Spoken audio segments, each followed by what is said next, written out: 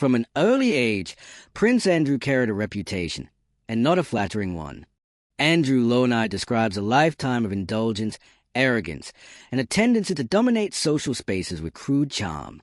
Those traits, once dismissed as royal eccentricities, now look like early signs of a deeper entitlement, as evidence from the leaked emails accumulates, showing direct contradictions to Andrew's claims and links to figures like Giuffre and Epstein. It's clear these aren't isolated missteps. They reflect patterns that have long gone unchecked. If you love getting the real story behind the palace walls, don't forget to subscribe to the channel and tap the notification bell so you never miss an update. Now, those unchecked behaviors are colliding with a public no longer willing to accept royal impunity. Legal experts see real exposure on multiple fronts, from misconduct allegations to financial irregularities. And with the palace losing its grip on the narrative, Andrew's past is no longer just a private concern. It's a symbol of institutional rot that demands a public response. Prince Andrew is once again under intense public scrutiny, but this time, it's not just awkward interviews or old photos coming back to haunt him. It's leaked emails that reportedly raise serious new questions about his relationship with Jeffrey Epstein, his personal conduct, and the long-running denials is made to the public. And the timing, the source, and the content of these emails are all turning the spotlight back on one of the monarchy's most controversial figures. These emails are believed to have come from Ghislaine Maxwell, who is currently serving a prison sentence for her role in Epstein's criminal network. Maxwell and Andrew have long been linked, not just socially but through mutual associations that now carry extremely serious implications. Royal author Andrew Lonai says that Maxwell's decision to leak this material is likely self-serving. She isn't trying to clear the air or right a wrong. She's protecting herself. And if that means dragging Andrew further into the fire, she's clearly willing to do it. The contents of the leaked messages reportedly contradict Andrew's previous public statements. For years, Andrew has denied meeting or knowing certain individuals, including Virginia Giuffre. He has insisted, repeatedly, that he has no recollection of ever encountering her. But the emails suggest otherwise. They reportedly include details that prove he was aware of her, and even more damaging, that he was concerned about what might become public. Lonai says this could completely reshape the scandal. When the denials are contradicted by your own words, there's very little room left to spin. This isn't just embarrassing, it could be legally significant. Lonai points out that the emails could expose Andrew to serious legal consequences. If they include evidence of misconduct or link him to any part of Epstein's trafficking operation, the implications go beyond PR fallout. The legal system could become involved, and that's not something Buckingham Palace can quietly manage behind closed doors. The fact that this all comes from Ghislaine Maxwell only adds to the complexity. Lonai theorized that she may now see Andrew as a liability rather than an ally. With her future uncertain and little to gain from staying loyal to anyone else, she may be using Andrew as a strategic distraction. If attention stays on him, it moves further away from her. It's a move rooted in self-interest, not betrayal, and it signals that whatever loyalty existed between them, it's gone. Their shared history doesn't seem to matter anymore. Lonai makes it clear, Maxwell's priority is her own survival. If that means weaponizing information against Andrew, she won't hesitate. And this email leak looks like the first salvo in a longer campaign to rewrite her own role, while throwing others under the bus. The damage to Andrew's credibility is serious. Lonai notes that the evidence tying Andrew to Giuffre is already overwhelming. There are travel records, witness accounts, and even photographs. But now, there's reportedly direct communication from Andrew himself. Emails that can't be dismissed as speculation or false memory. It adds a level of confirmation that puts the palace in an increasingly impossible position. This could also affect the broader royal institution. As Lonai points out, Andrew's role as a UK trade envoy is now being looked at more closely. Allegations that he may have blurred the lines between public duty and personal gain are resurfacing. He was supposed to be representing British interests abroad, but there are growing concerns that he may have been using that position for private benefits. The emails may offer insight into how far that behavior went. Public patience with the royal family's handling of Andrew is wearing thin. People have watched for years as the palace tried to distance itself quietly, offering vague statements and hoping the issue would fade. It hasn't. And now, the leaked email could make it impossible to continue shielding Andrew without incurring massive public backlash. Lonai points out that the royal family itself is reacting. Behind palace doors, things are changing. Senior royals are reportedly distancing themselves from Andrew. There's a loss of trust among staff, and cracks are forming inside the institution. The historical strategy of managing scandals from within, of silencing critics with ceremony and tradition, isn't working anymore. Sarah Ferguson's role in all this is also under increased scrutiny. Lonai mentions her financial instability and potential links to Epstein's network. That connection hasn't gone unnoticed. And given her close, ongoing relationship with Andrew, questions are being raised about whether their loyalty is personal or strategic. Are they protecting each other because they care, or because they both have something to lose? That question is at the heart of the ongoing speculation. Ferguson and Andrew have remained unusually close to divorce partners. But as the scandal drags on, more people are wondering if their connection is about shared risks rather than romantic nostalgia. According to Lonai, the idea that they may be bound together by mutual knowledge, secrets, and exposure isn't far-fetched. The bigger picture is clear. The monarchy itself is under pressure. This isn't just Andrew's problem. It's the institutions. The calls for transparency and accountability are growing louder. The more the palace tries to contain this, the more it seems like they're avoiding the real issue. Lonai warns that unless the family confronts this head-on, the consequences could be long-lasting, if not permanent. The monarchy has long relied on public goodwill, but this kind of scandal shakes that foundation. If the institution continues to appear complicit, offering soft reprimands and private settlements instead of real accountability, it risks losing the very support that keeps it alive. Lonai isn't just focused on Andrew's current situation. He highlights that this pattern of behavior didn't appear overnight. Andrew's arrogance and indulgence go back years.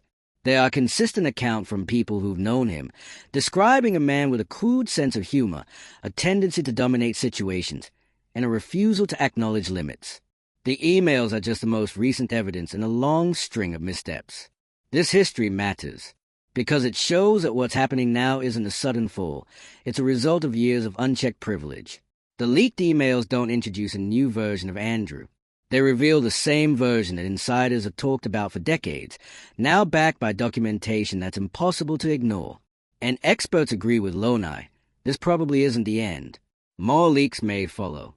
More information may come to light. If these emails are just a preview, the royal family could be bracing for even more damaging revelations.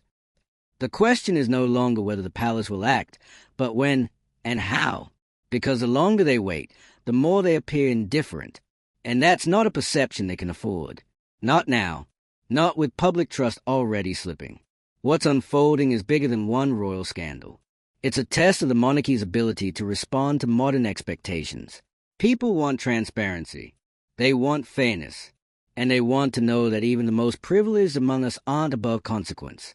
Andrew's nickname may have once been a cheeky headline, but now it's shorthand for scandal, arrogance, and royal failure. And no amount of rebranding will fix that, not while the truth keeps leaking out one email at a time. Let us know what you think. Should the palace take stronger action? Do you believe more revelations are coming? Drop your thoughts in the comments. If you want more coverage like this, hit like, share it, and subscribe so you never miss an update on stories they'd rather keep hidden. Because this isn't going away, and neither are we. At this stage, the palace has lost control of the narrative. Prince Andrew's downfall isn't just scandalous, it's systemic. It's exposing the royal machine that for years worked behind the scenes to keep this kind of chaos from ever reaching the public. But now, the public is watching. And not just watching. They're connecting dots, raising eyebrows, and asking pointed questions that can't be dodged with vague statements or carefully staged family appearances. Because these leaked emails, they're not just embarrassing, they're evidence. According to Andrew Lonai, they dismantle the version of events Andrew has been clinging to for years. For someone who has denied ever meeting Virginia Giuffre, on record, with certainty, the suggestion that he was aware of her and worried about her changes everything. And it's not a tabloid accusation. It's in black and white. Words, emails, reportedly from Andrew himself. That alone flips the whole scandal on its head. This isn't just a matter of public image. It's a potential legal problem. If Andrew knew more than he claimed, And if those communications show he was trying to manage exposure or control fallout, the narrative shifts from confusion to cover-up. That's what's so damaging here. And then there's the source, Ghislaine Maxwell. There was a time when Maxwell and Andrew moved in the same rarefied social spaces, photographic galas, rubbing shoulders with the ultra-rich. But that's ancient history now. Today, she's behind bars, convicted, disgraced, and, according to Lonai, strategically releasing information to save herself. She has no incentive to protect Andrew anymore.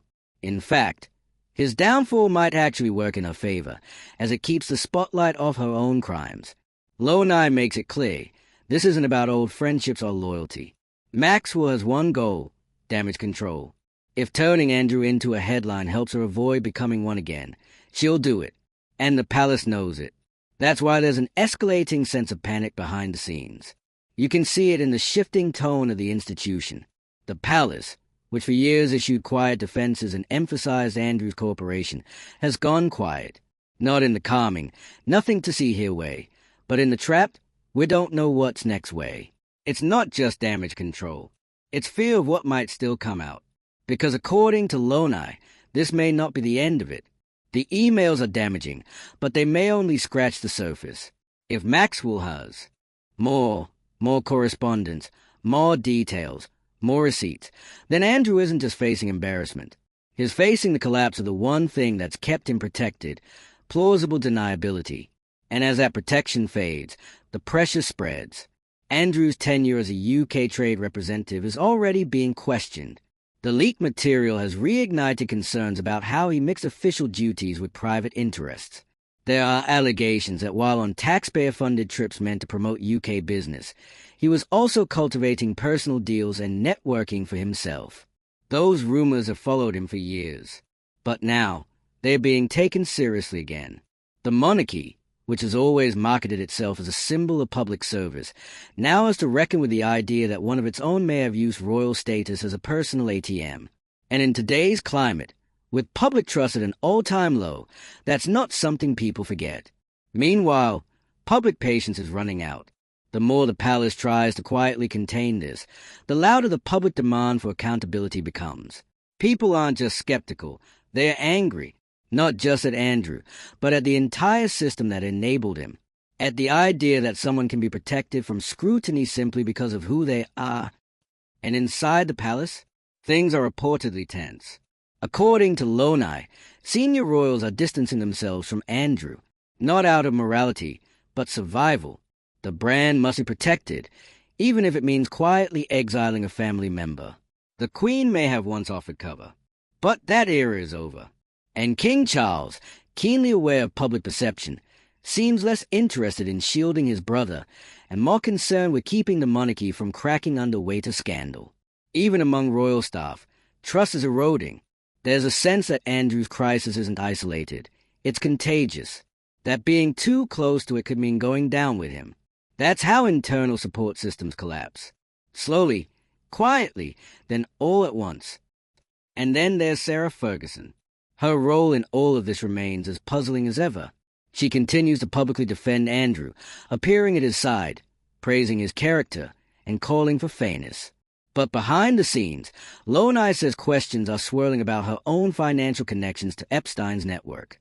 Ferguson's money troubles are well documented. So is a tendency to accept questionable deals.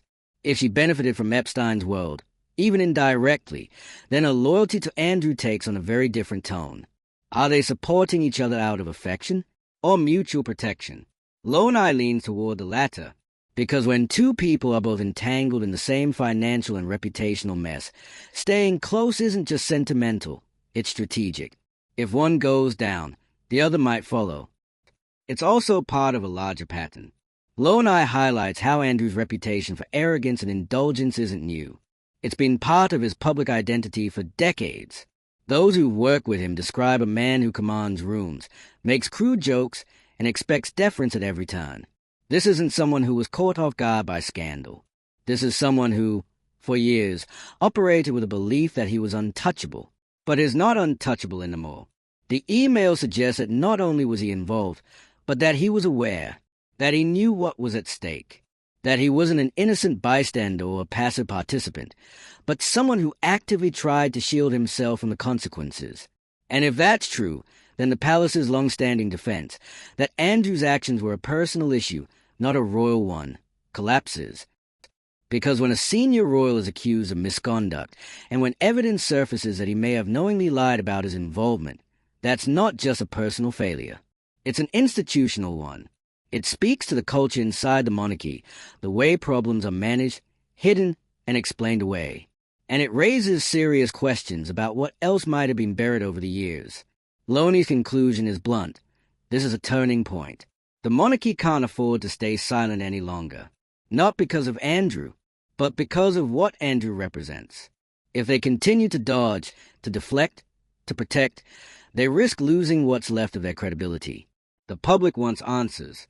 They want accountability. They want to know that no one, not even a prince, is above the truth. And if more emails are coming, if this is just the first round of Maxwell's damage control strategy, then the monarchy better be ready, because the next revelations could be worse. And the unraveling isn't slowing down. If anything, it's accelerating, because the more people dig, the more obvious it becomes that this isn't just about one prince's fall from grace. It's about an entire structure built on silence, privilege, and the hope that the public wouldn't ask too many questions. But they're asking now, loudly. Leaked emails, reportedly linked to Ghislaine Maxwell, have made it impossible for the palace to keep pushing the same tired narrative. Andrew's denials, especially when it comes to Virginia Giuffre, are under direct threat. This is a man who said, on the record, with absolute certainty, that he had no memory of meeting her. No recollection. Nothing. Despite that infamous photograph. Despite witness accounts. Despite travel records that placed him exactly where he said he wasn't. Now, according to royal author Andrew Loney, the emails show something very different. Emails that point to awareness, concern, and a deliberate effort to manage fallout. That's not ignorance. That's strategy. And when that strategy is aimed at dodging accountability, it becomes evidence of something much more serious. And here's what's key. It's not just about what Andrew said or didn't say. It's about what these emails prove he knew, and what he tried to suppress. That's a shift. When your own words contradict years of public statements, the damage isn't limited to reputation. You step into legal territory. You start raising red flags for prosecutors, not just PR advisors. Loney suggests that if these emails continue to surface, and there's every indication that more could follow, Andrew may be facing legal exposure, not just moral outrage. This includes potential offenses linked to misconduct and, in some interpretations, links to trafficking networks through association and knowledge. That may sound like speculation to some, but with new documents showing direct contradictions, those questions become a lot harder to ignore. And what about the palace? Because this story isn't just about what Andrew did, it's about how the institution around him responded. Or more accurately, how it failed to respond. The royal family didn't just miss the signs. They actively deflected. For years, they issued polished statements filled with phrases like deep regret and cooperation with authorities, while still giving Andrew protection, resources, and, at times, a platform. But the public mood has changed. As Loney points out, there's a clear shift. The old playbook of dignified silence doesn't work anymore. With each new revelation, the palace's inaction reads less like diplomacy and more like complicity. And if that perception sets in, it doesn't just harm Andrew, it weakens the monarchy itself. Senior royals have reportedly started to back away. Behind closed doors, according to Loney, the message is clear. Andrew is now a liability, not a brother, not a son, a threat to the brand. The family knows that if they are seen as protecting him further, they'll go down with him. And that quiet distancing, it's already visible. No more shared events. No more subtle nods of support. Just silence, and not the kind that looks strategic, but the kind that screams damage control. Then there's Sarah Ferguson, who continues to stand by Andrew, at least publicly. She's defended his character, spoken about his integrity, and insisted he's been unfairly treated. But as Loney notes, her own financial history is murky, and questions are swirling about her potential ties to Epstein's financial network. That adds a new layer. Because if Ferguson benefited from that world, directly or indirectly, then a defense of Andrew isn't just emotional, it's self-protective. It raises a chilling question. Are they bound by loyalty or by mutual risk? At what point does defending a partner become defending yourself? Lo and I suggest their continued closeness may be less about love and more about leverage. After all, they've known each other too long. Too much. If one goes down, the other might not be far behind. And while all this unfolds, public confidence in the monarchy keeps eroding. This isn't a matter of popularity. It's about legitimacy, about whether an institution that claims to serve the public good can afford to keep shielding someone under investigation, someone tied, no matter how indirectly, to one of the most high-profile criminal cases of our time. Andrew's behavior, according to Lonai, has always followed a pattern. Arrogance, indulgence, entitlement. This isn't some shocking twist in character. It's a continuation of traits that have been well documented for years. From dominating conversations to making inappropriate jokes, the prince many dubbed Randy Andy didn't exactly hide who he was. What's different now is that there are receipts. Leaked, archived, damaging receipts. And if those emails continue to contradict official statements, the question becomes, what else is being covered up? Because no matter how carefully you manage optics, when the facts come out, they speak for themselves. You can't say you've never met someone when a paper trail shows you were talking about them. You can't claim ignorance when your own correspondence reveals strategic concern. That's a position Andrew is now in, cornered by his own contradictions. And with every new leak, the palace gets pulled deeper into the mess. Because the longer they stay silent, the more it looks like they are hoping this will blow over. But it won't. The public has seen too much. And more importantly, they felt too much disappointment, betrayal, frustration. That doesn't just disappear with a new family portrait or another vague press statement. This is the moment where action matters, where silence becomes an answer all on its own. Should Andrew be held legally accountable if more evidence surfaces? Should the monarchy release everything they know?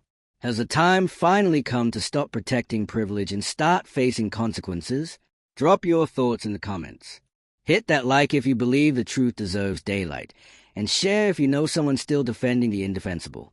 Don't forget to subscribe, because more is coming. And when it does, we'll be right here, cutting through the noise and telling you what they won't.